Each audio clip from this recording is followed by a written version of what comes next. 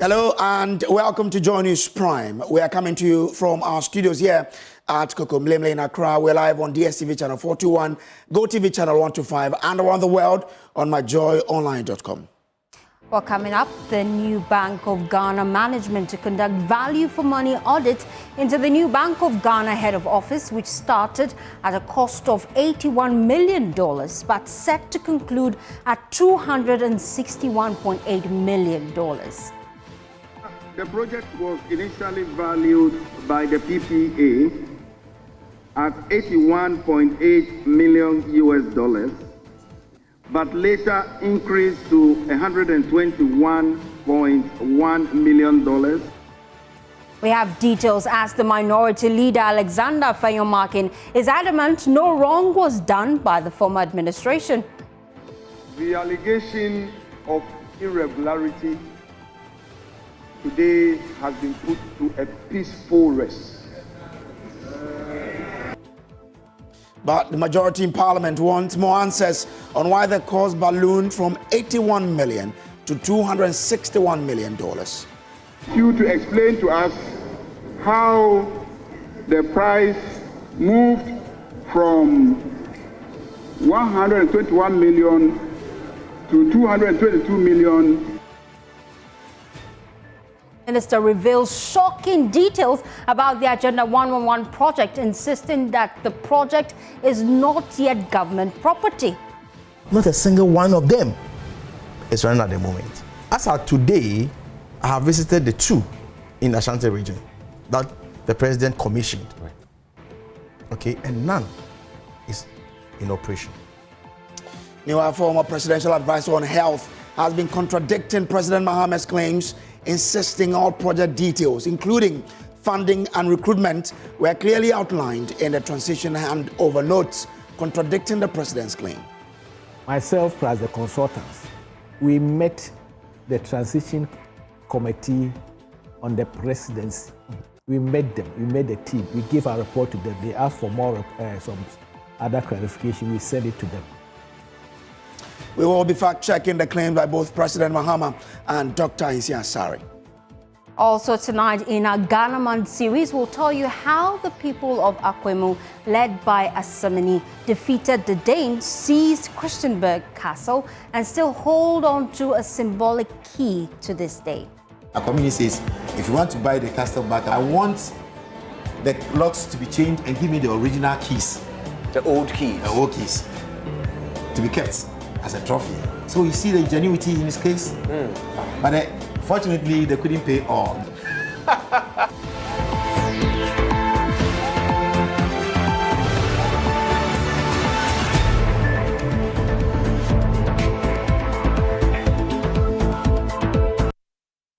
Well, tonight, the health minister is revealing shocking details about the Agenda 111 project initiated by the previous NPP administration.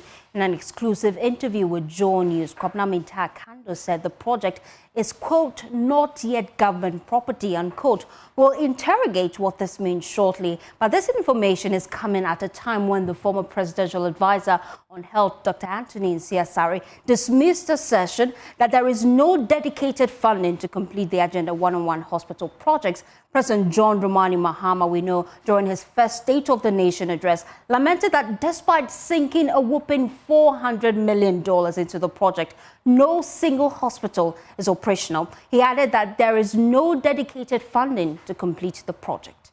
Mr. Speaker, I'm sad to note that there is no dedicated funding source for such a gargantuan project.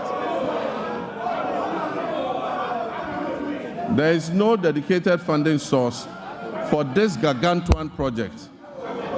Mr. Speaker, for the record, as I speak, not a single Agenda 111 hospital is operational. In any part of Ghana, I challenge you, not one is operational. Mr. Speaker, and it is worth disclosing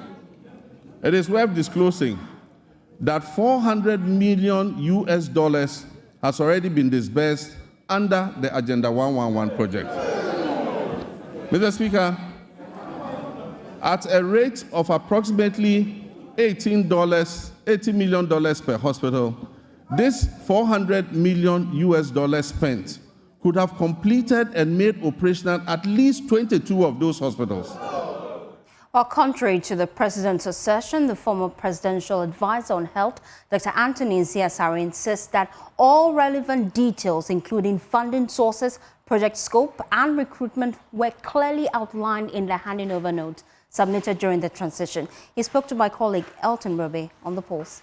Myself plus the consultants, we met the transition committee on the presidency.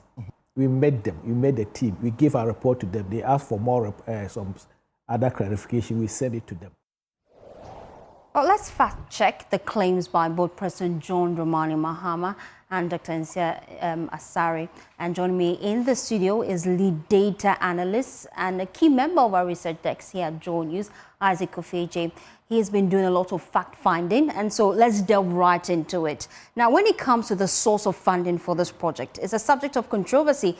The former president and their team seem to claim that indeed they left over money. We've been hearing from Nsiasare defend that, as well as Anim Adam. But then we heard from the president telling us that there is no dedicated funding for this project. Give us some clarity. What have you been finding? Well, I mean, the claim that we are fact-checking is whether there is a dedicated funding source for the Agenda 111 project. So what we've been doing the whole day is combing through all the budget statements from 2021 to 2024, including the mid-year budget, as well as the PIAC reports over the years. And what we found actually doesn't support the claim made by the president that there was no funding or dedicated funding for Agenda 111. So in fact, if you look at the 2024 budget itself, what it shows you is that, I mean, there is this Ghana investment fund that we know that some monies from oil revenue goes into that fund for keepers. And what we understand is that this has been the dedicated funding source, not solely, but is one of the dedicated funding source for the project. And if you look at the 2024 budget, an amount of $50.7 million was actually placed into that account purposefully for the Agenda 111 project. Now, what we've been doing in terms of the digging is that if you look at this, claim made by the president, we've been checking from the PIAC report as well. If you take a look at the, the mid-year budget 2024, also puts the same thing right, that the gift, $28.78 million went into Agenda 111. And for me, this is what explains the issue well, the PIAC report. The PIAC report puts it categorically that Agenda 111 has, a certain funding source, and that is the Ghana Investment, Fund. And what we are learning is that this has been the allocation from the fund for Agenda 111. We understand in 2021, the entire 2021, when the program began, or the project began, some $49.4 million was transferred from the annual budget fund into GIFT for the purpose of Agenda 111, $73.7 million for 2022, 2023, $68 million, and we're talking about $28.8 million for just the first half of 2024. If you put everything together, you're hovering around $360 million. And if you add the non-ABFA. So the claim that Agenda 111 has no dedicated funding source per our checks is misleading and not true. What we found is that the GIF, or the Ghana Investment Fund, Infrastructure Fund, is the main source for Agenda 111. Of course, government has been committing some 1.3 billion Ghana cedis as non-ABFA to support Agenda 111 funding. But what we know is that majority of the funding has been coming from the Ghana Infrastructure Fund. Okay. All right. So that's where, the sources of funds for this have been coming from. Well, that's not all. Today, the Minister of Health, in an official statement, refuted claims by former Finance Minister Dr. Anim Adam that 3 hospitals under the Agenda 111 project were completed and equipped before the previous government left office. We will bring excerpts of that statement shortly. But first, here's what the former Finance Minister, Dr. Anim Adam, said during a news conference. As at 31st December 2024, Progress on completion of civil works were 37 sites achieved 70% completion and above. 28 sites achieved between 50 and 70% completion. And 36 sites achieved below 50% completion. These district hospitals, 3 district hospitals, and this is important because some people have gone out there to say only one was completed. 3 district hospitals achieved practical completion, equipped and commissioned on 5th December 2024. And they are Akwamu Municipal Hospital at Trede, Akwamu Municipal Hospital at Trede, the Oforikrom Municipal Hospital at Kokoben, and Ahanta West Municipal Hospital at Bokro. We also had dedicated sources of funding. Some have said that we're just doing it in an ad hoc manner. We had dedicated sources of funding from the government annual budgetary allocation and the CAPEX component of the annual budget funding amount from oil revenues. Oh, but according to the Health Minister, Dr Anim Adam, an inspection of the Trede, Kokoben and Ahanta hospitals revealed that while the facilities were commissioned, they remain under construction with no installed medical equipment and several critical components yet to be completed. Well, coming up on your screens now is that official statement by the Ministry of Health, just laid bare the facts really, and it reads that the attention of the Ministry of Health has been drawn to a publication on page 11 of the Ghanaian Times dated Tuesday, 4th March 2025, in which the former Minister of Finance, Dr Anim Adam, claimed that 3 hospitals under the Agenda 101 project were successfully completed, equipped and commissioned before the previous government left office. He further stated that a dedicated funding source of $1.3 billion had been secured to complete all remaining Agenda 111 hospital projects. The ministry wishes to categorically refute these claims and urges the general public to disregard them.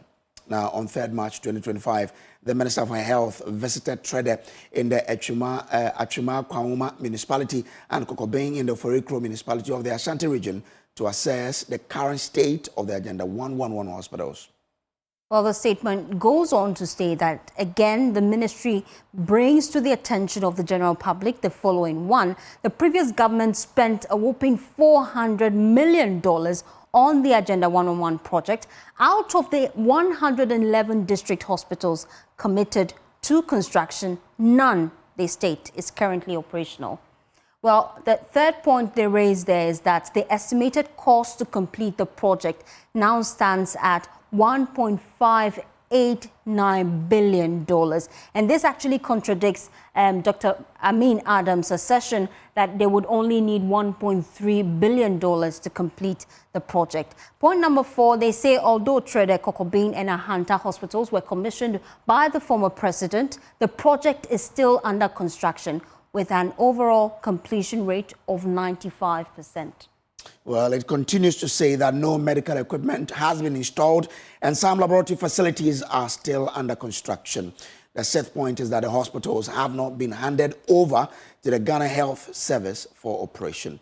Now, point number 7, the estimated cost to make Trede, Kokoben and the Ahanta West facilities operational is $8.03 million each, $1 million each for the facilities. Well, per the above stated facts, the ministry emphasizes that the assertion by the former finance minister, Dr. Anim Adam, that these hospitals were completed and equipped before commissioning is inaccurate and a calculated attempt to mislead the general public. And the ministry remains committed to ensuring the timely completion and full operationalization of the Agenda 101 hospital to improve healthcare delivery across the country. The statement goes on to say that we appreciate the patience and support of the general public as we work towards achieving this goal. Well, we can now listen to the Health Minister, Dr Anim Adam, who has revealed that the controversial project is, quote, not yet government property, unquote. He spoke to my colleague Blessed Soga earlier today. So they promised 111 hospitals. about 101 district hospitals, and we have other psychiatric hospitals as part of the 111. Right. So the total for the 111 will come around 1.9 billion US dollars. But the total for the 101 district hospitals is around 1.7 billion US. Excluding the psychiatric facilities. And then as at the time they were leaving office, about 400 million US dollars has been expended. They've expended about 400 million US dollars. Now, it comes back to the point of doing it in phases. Right.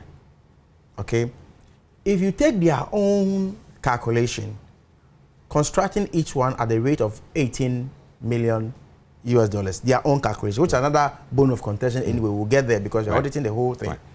Even with their own figures, it should give you not less than 22 hospitals fully completed and running. Meanwhile, not a single one of them is running at the moment.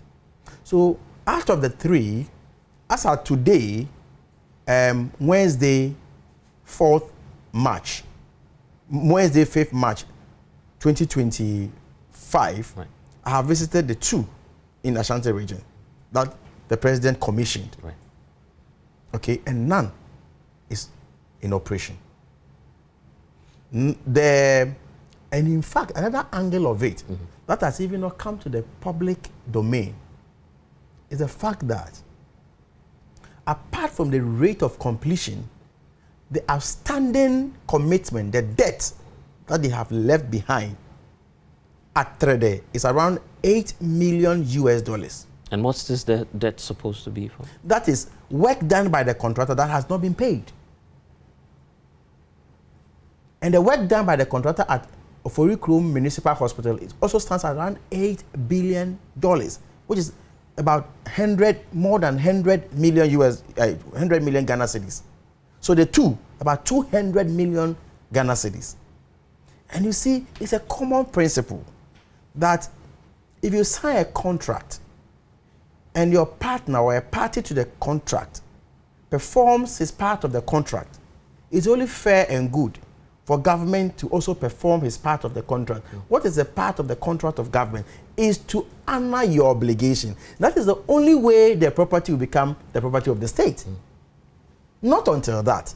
So what you mean to say is that as we speak now, even these facilities... Even the work that has been done has not been paid for. So it may not even be ours. It is not the property of Ghana. Really? Yes. That is what it is. Ask anybody. It is not. So how can you commission a project that is not yours? We'll still keep an eye on this particular development. But away from that, the controversial Bank of Ghana headquarters project has now hit a staggering $261.8 million, with $230 million already paid under the former President Akufo-Addo's administration. The governor, Dr. Johnson Esiama, disclosed that an extra $48.3 million went to taxes and levies, while millions more were spent on security systems, network infrastructure, and furniture, with $31.8 million still outstanding. Questions mount over the ballooning cost. Addressing Parliament, Dr. Esiama called for a value-for-money audit. Parliamentary correspondent Kweku Asante has more.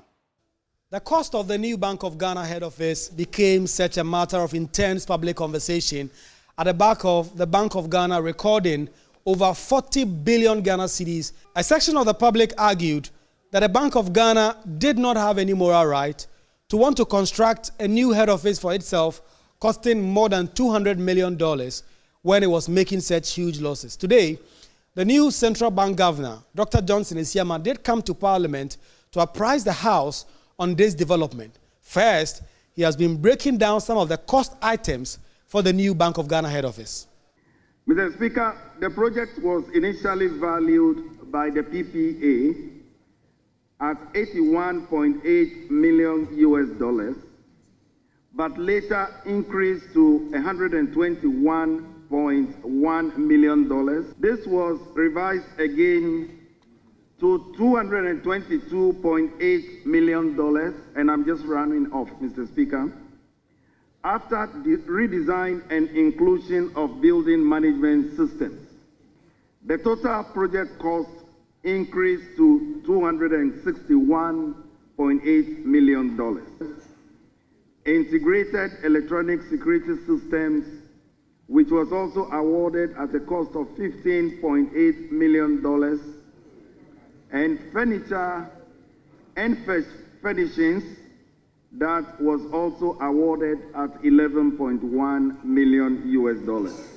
Dr. Johnson Esiama explains that a new board of the central bank appointed by the president will institute a value for money audit as soon as they are sworn in into that project to ensure that the state was not shortchanged. And we intend to seek authorization from the board to engage AESL for a value for money audit into the new building.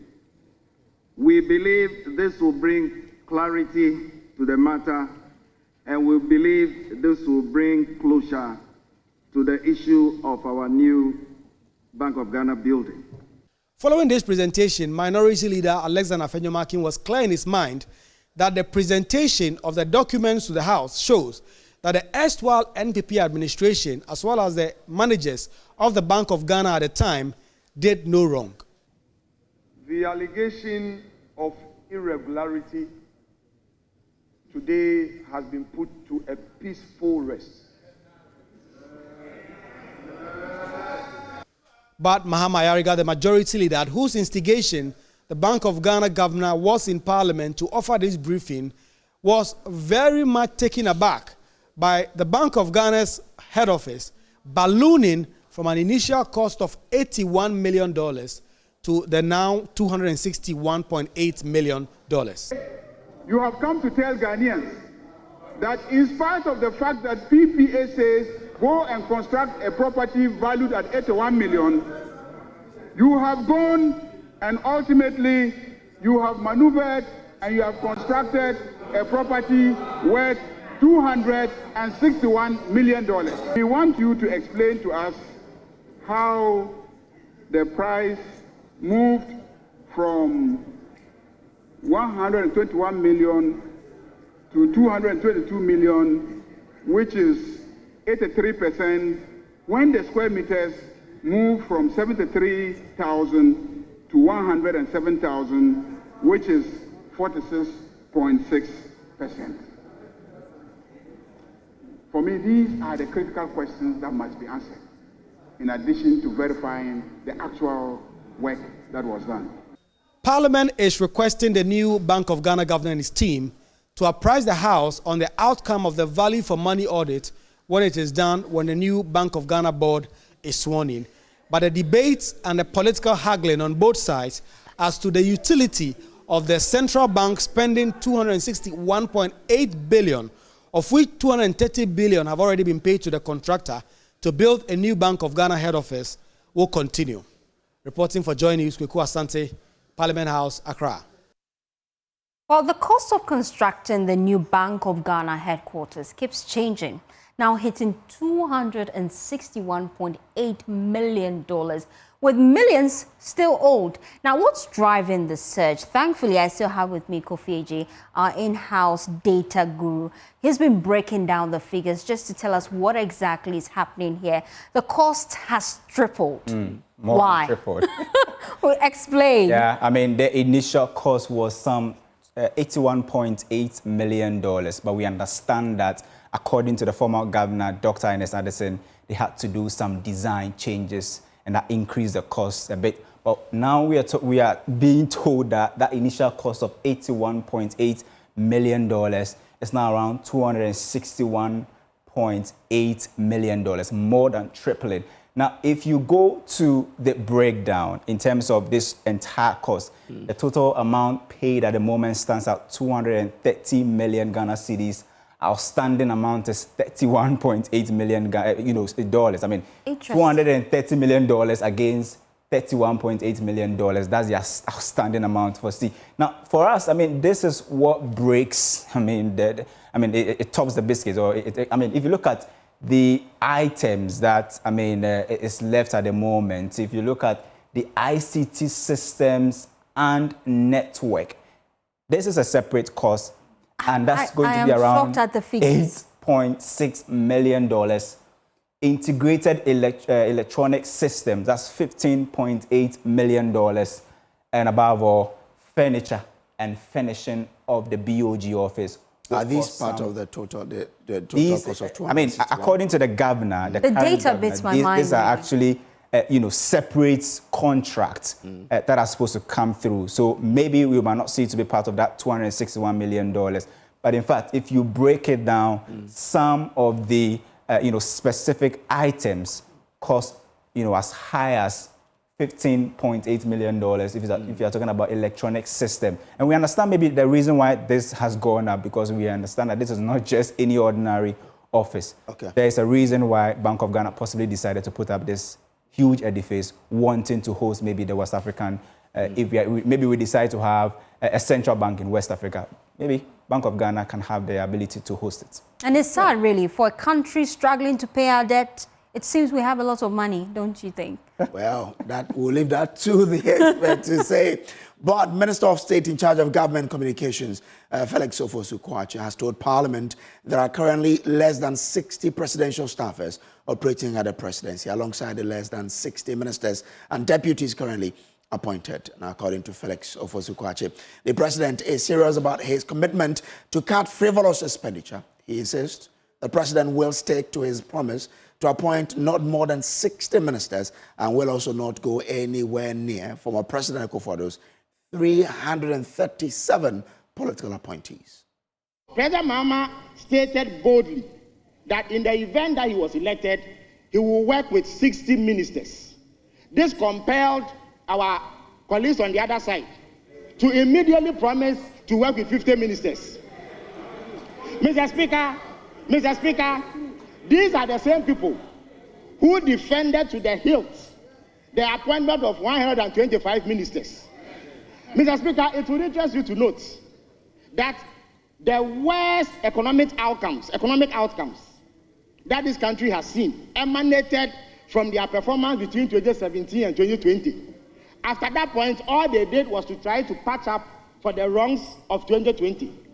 That terrible economic performance was brought about by the biggest government in our history of 125 ministers.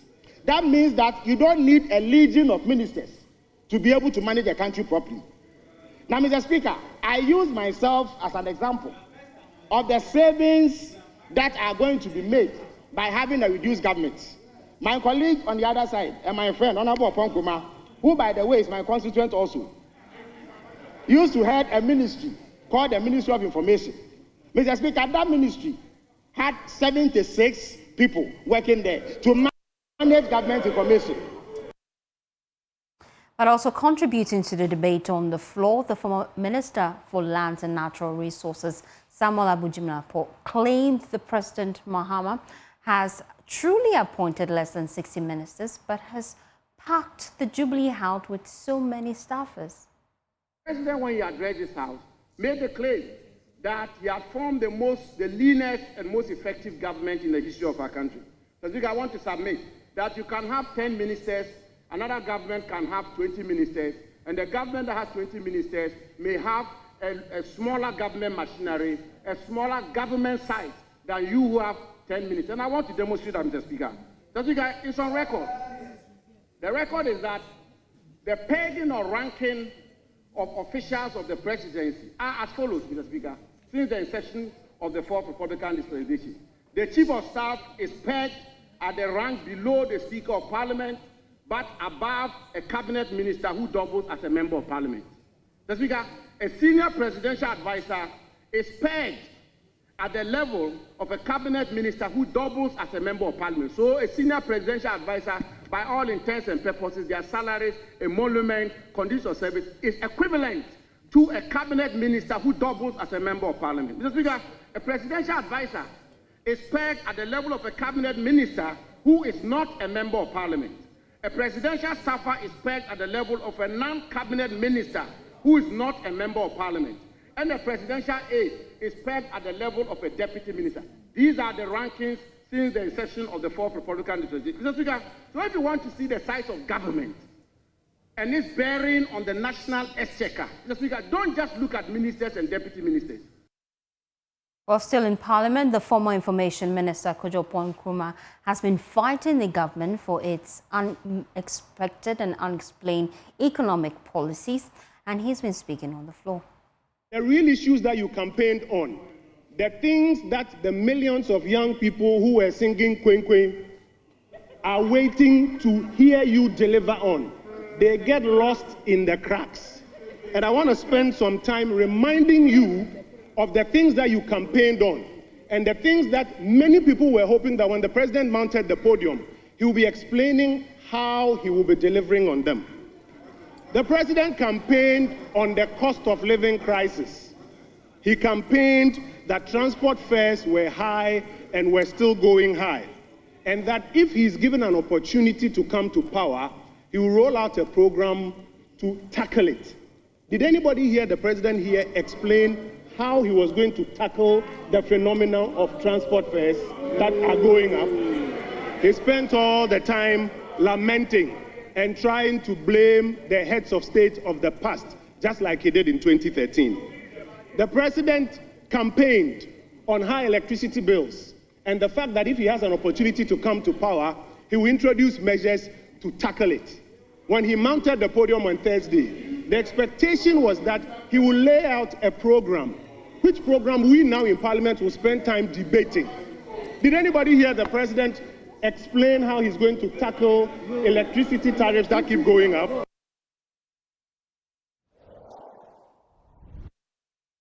Well, this is still Joy News Prime. We'll take a break here.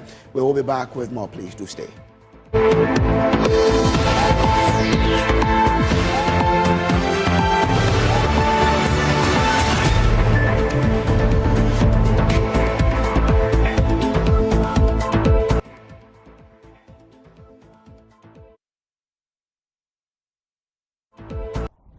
Thanks for staying with us. We're indeed your home of independent, fearless, and credible journalism.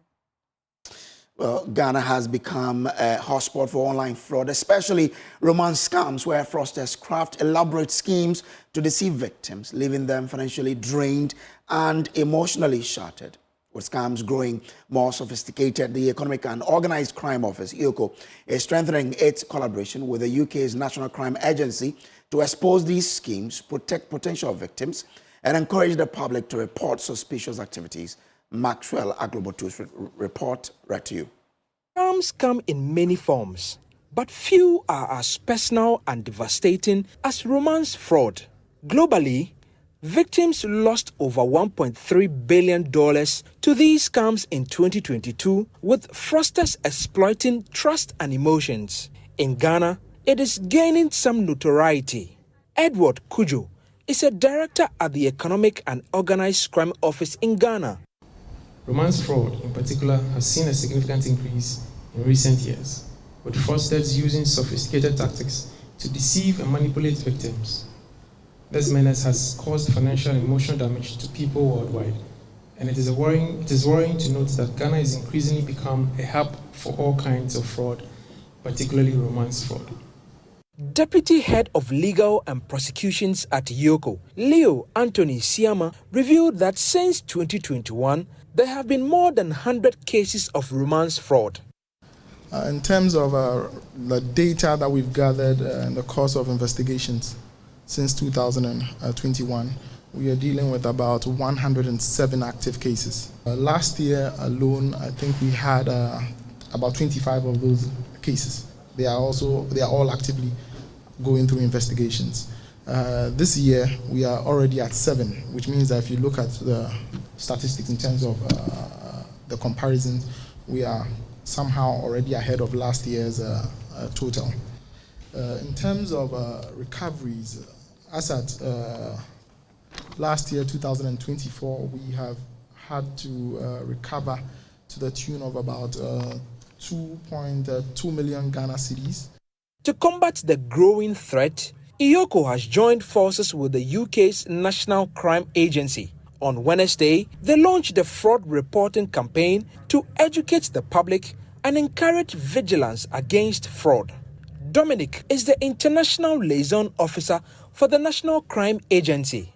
Fraud accounts for over 40% relationship focused on tackling organised crime that affects both the UK and Ghana.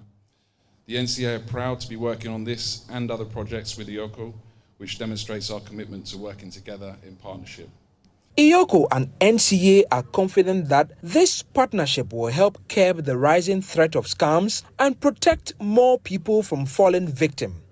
They can report suspicious activity anonymously using the hotline behind me, 0547 419 419. For Joy News, Maxwell Aklobotu's report read to you.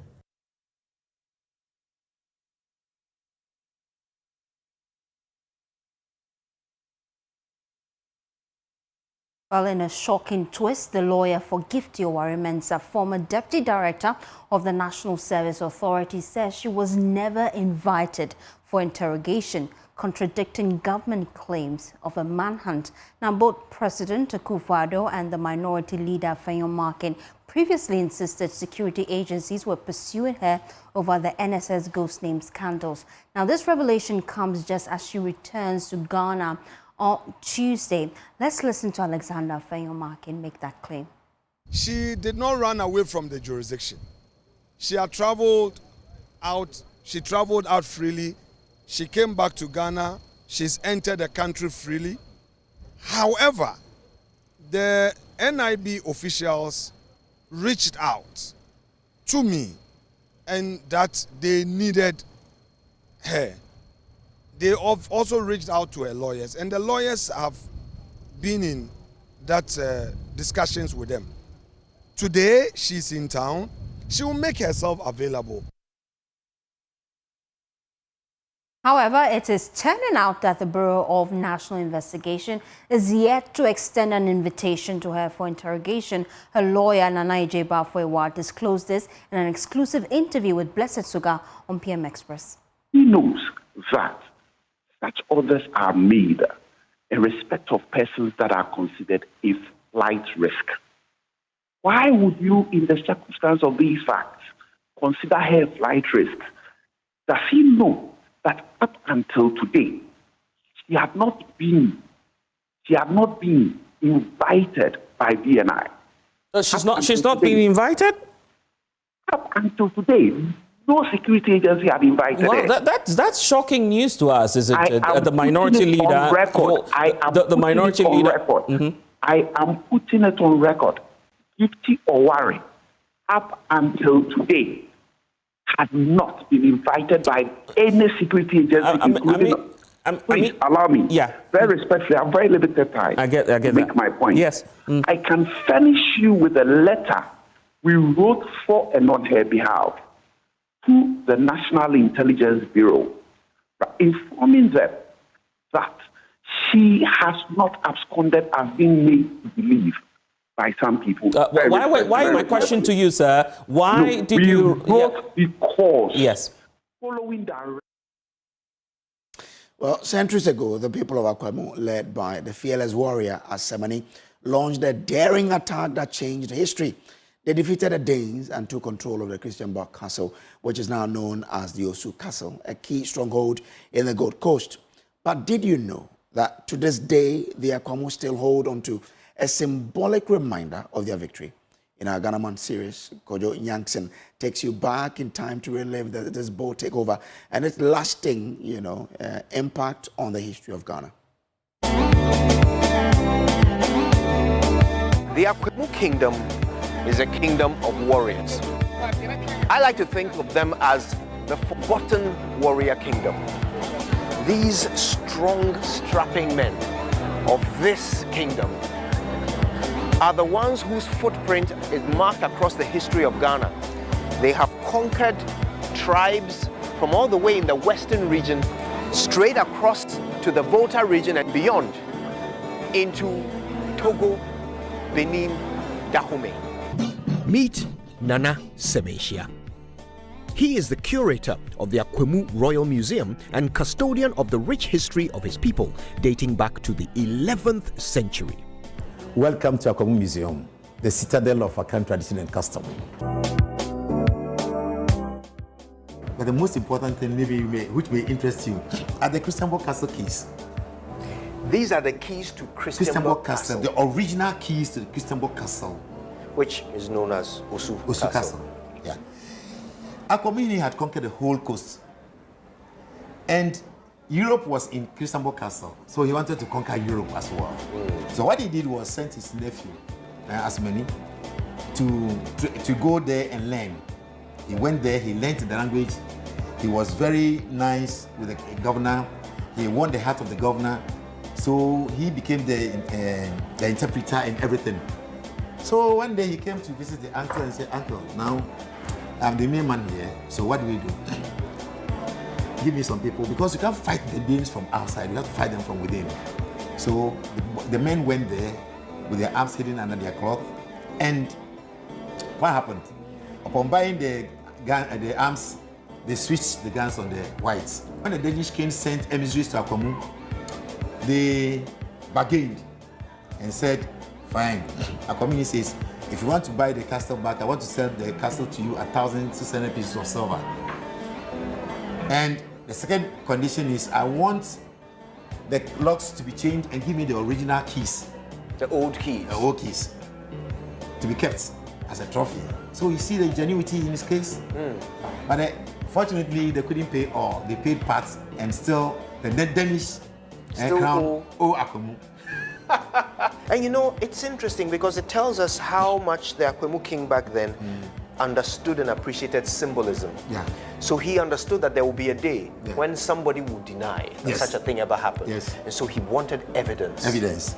To prove that he was once upon a time, conquered the castle, and he was there. That's amazing.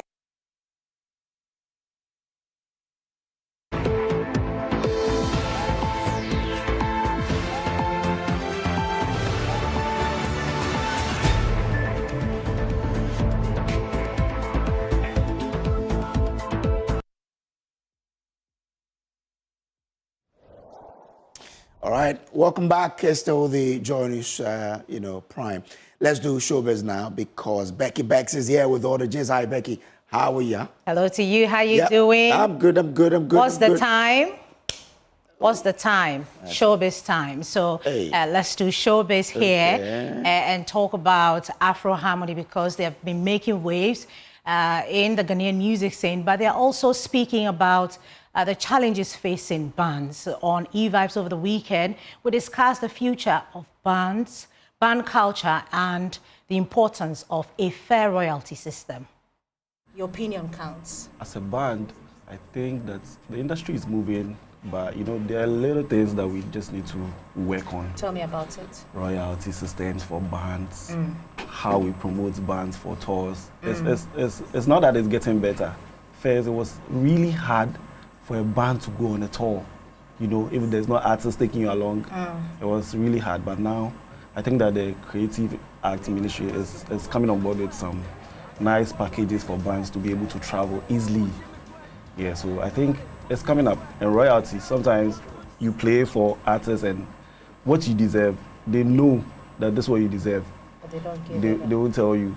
But now the education is coming on, so everybody is getting to know what you deserve, even when you perform a song.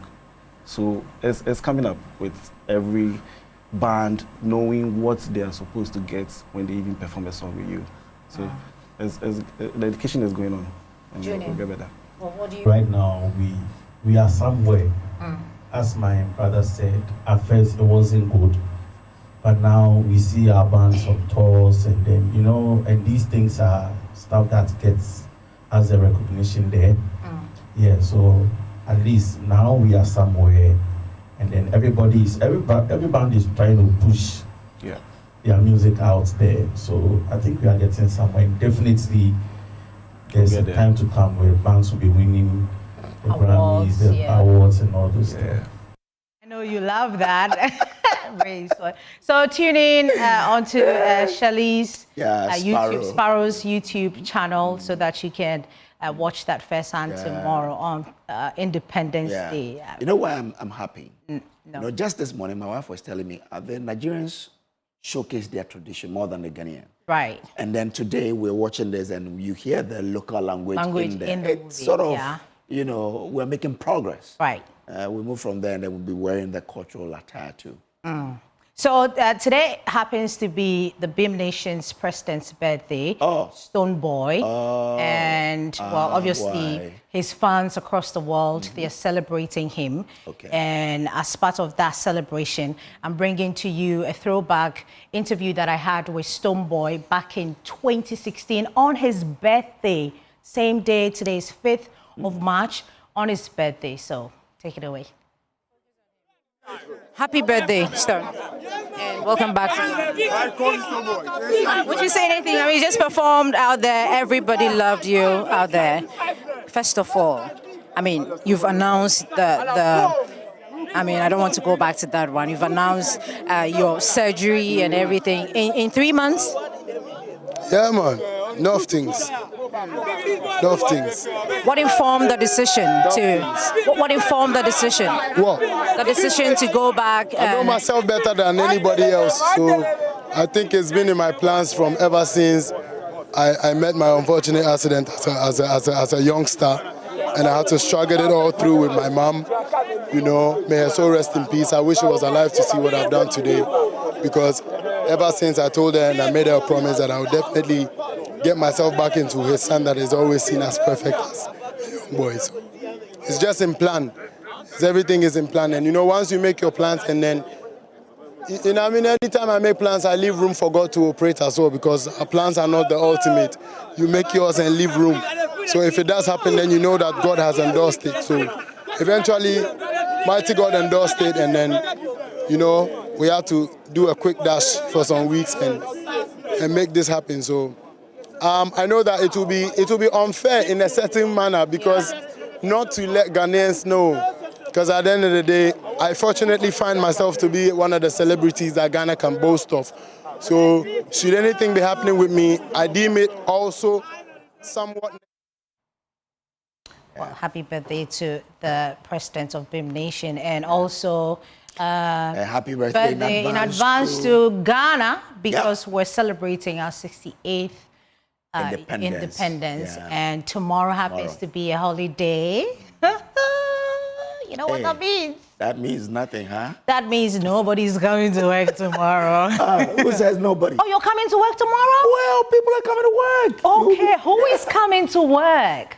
Oh, Fosti is coming to work Dieters tomorrow. are coming to work tomorrow. Fosti will be here tomorrow on my behalf, everybody. We're so grateful that you could join us this evening. Please log on to myjoyonline.com. That's where you find all the news. Yes, for everything. And on behalf of the entire team, Becky and I will say thank you very much on behalf of Fosti as well. Thanks for watching. There's more news on myjoyonline.com. We meet again, God willing, some other day. But up next is Prime Business with Pius Kojo Baka. You said some other day like you're not coming to work tomorrow. You're coming to work tomorrow, bro. Is that on my producer?